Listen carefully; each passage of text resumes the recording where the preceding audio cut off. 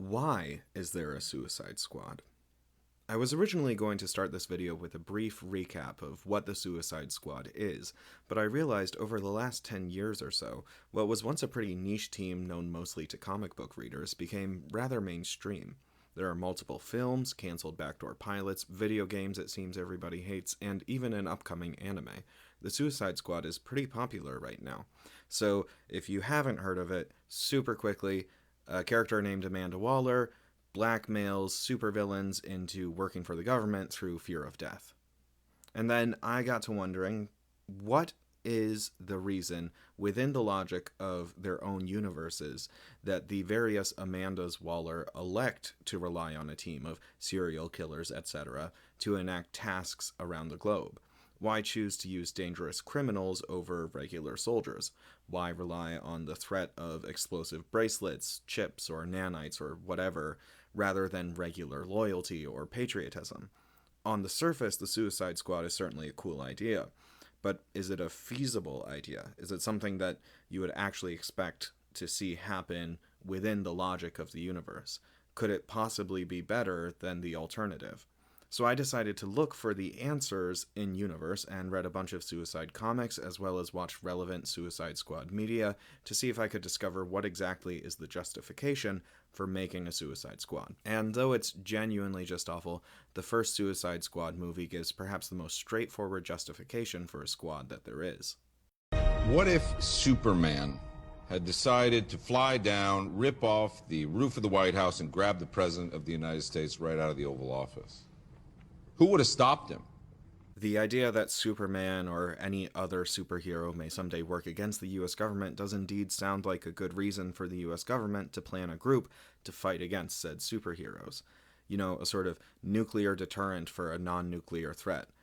I'm obviously going to be more sympathetic to Superman than the US government, but honestly, stopping superheroes is one of the most logical reasons to call on any supervillains. This is the same plan for the Suicide Squad in the Kill the Justice League video game. So, who is on this antidote team for an evil Justice League? In the DCEU, it's a gymnast, a sniper, a bank robber, a very strong man, and a rope climber who's only there to be cannon fodder and a waste of the estimable Mr. Beach. The only two characters with any legitimate superpowers other than Killer Croc, whose superpower is basically throwing things really well, are El Diablo and Enchantress. These are the only two that could maybe pose a threat to a single Justice League member, and they both die in the very first mission.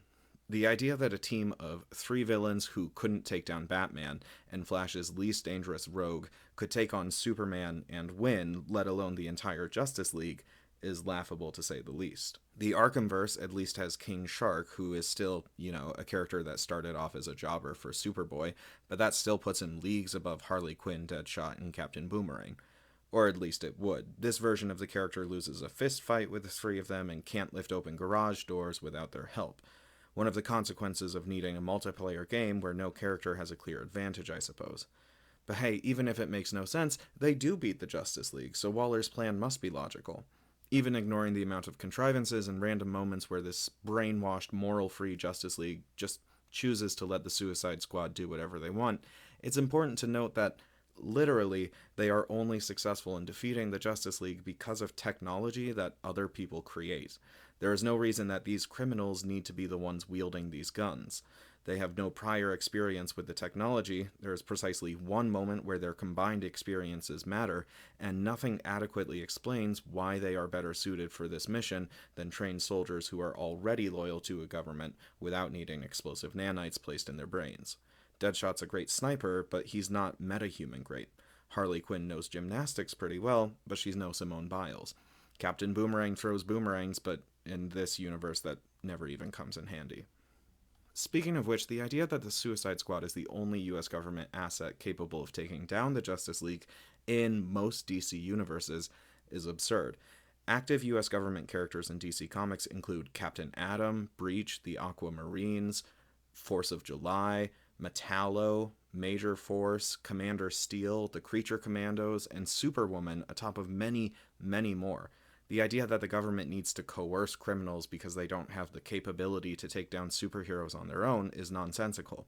There are even multiple points where the squad teams up with regular, non-secret government. Then we come to a better excuse that the Suicide Squad, by virtue of being supervillains, will be willing and able to do any depraved act that the average government employee couldn't or wouldn't do, like we see with the Justice Squad in Thompson and Fernandez's run, or the Hester and Williamson run on Green Arrow. This does make more sense than the power argument.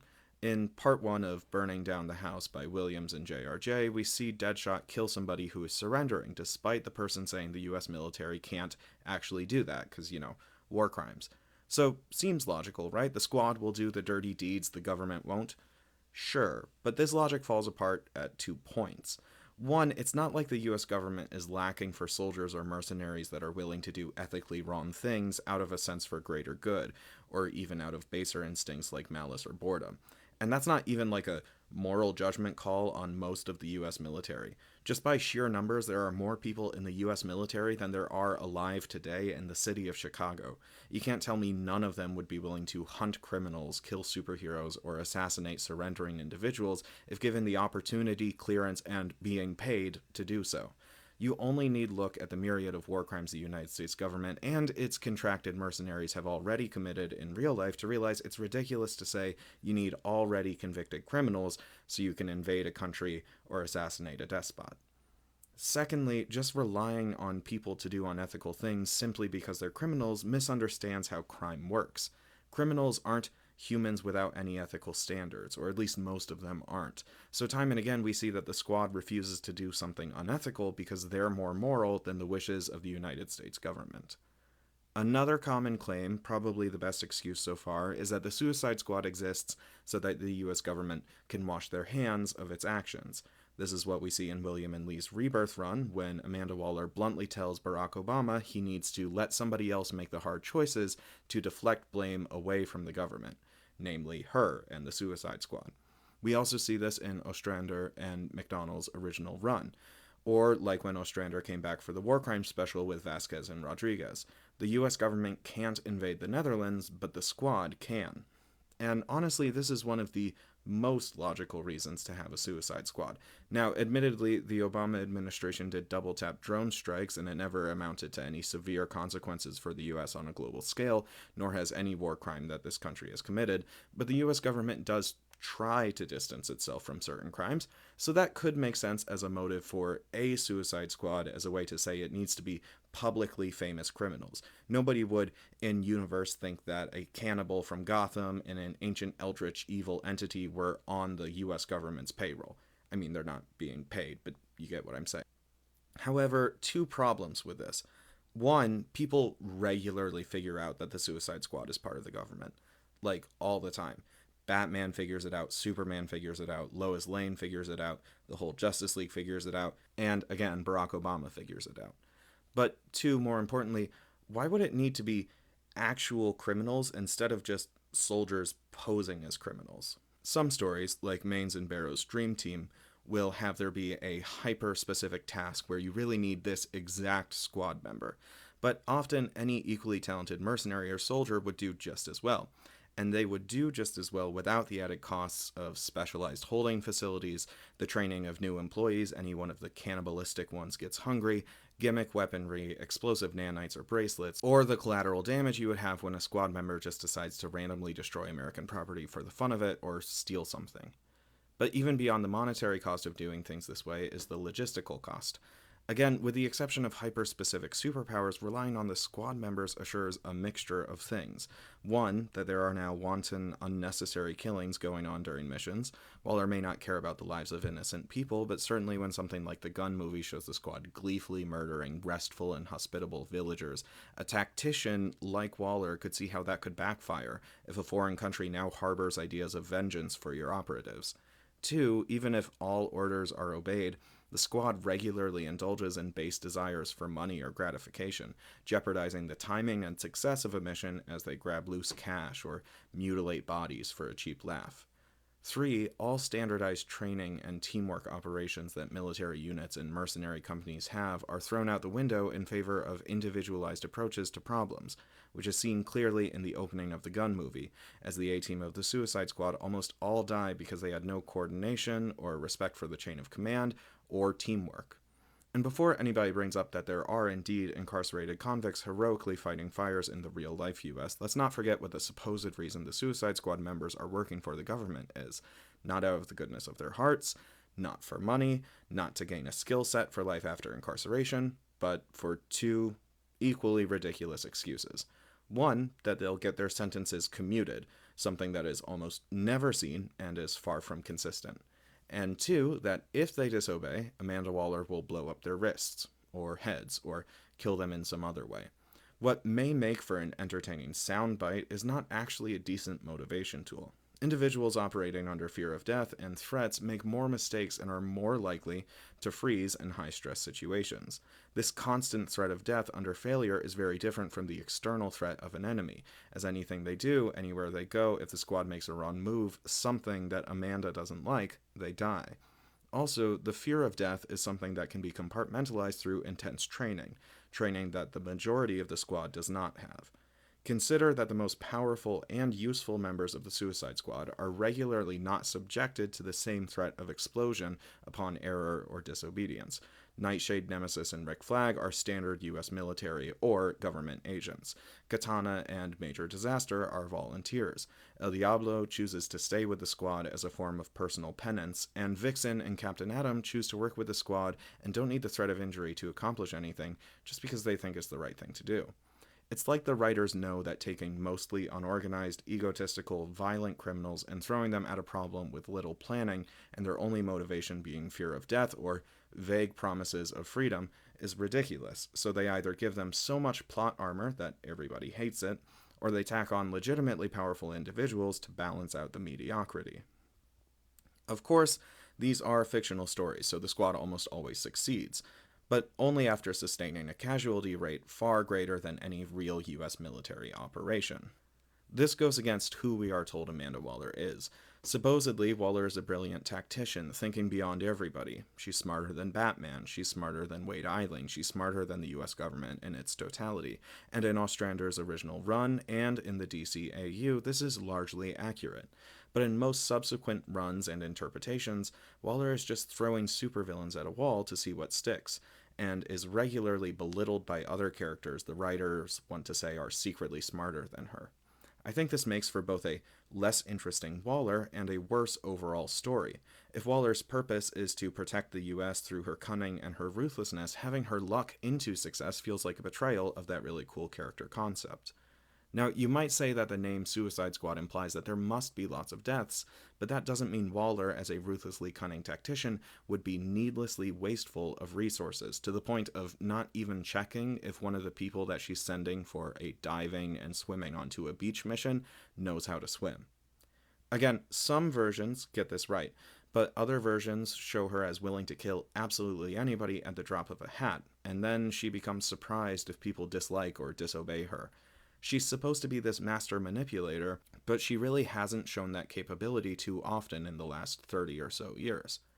Furthermore, the original Suicide Squad from the Silver Age by Kanahira and Andrew still maintained the heightened level of danger, but both had a far lower casualty rate and relied on government agents. Now, this is of course more boring than watching supervillains from various heroes' rogue galleries work together to take down even worse villains, so I want to stress I get why externally, out of universe, the Suicide Squad is the way it is, but internally, it makes no sense. Which actually kind of makes sense in itself. So again, I don't mean to keep on hyping it up, but in Ostrander's writings, there is a panel I think pretty decently summarizes why the Suicide Squad exists. In the shadows, we see Ronald Reagan state that if Amanda Waller proves too effective, some money might move hands around and end up supporting his problem programs, end quote. The squad doesn't make sense, but neither does the US government paying Lockheed Martin $1.7 trillion for a fighter jet that doesn't work yet. Neither does the US government using torture to get prisoners to talk well after research has shown that torture is ineffective at gaining accurate information.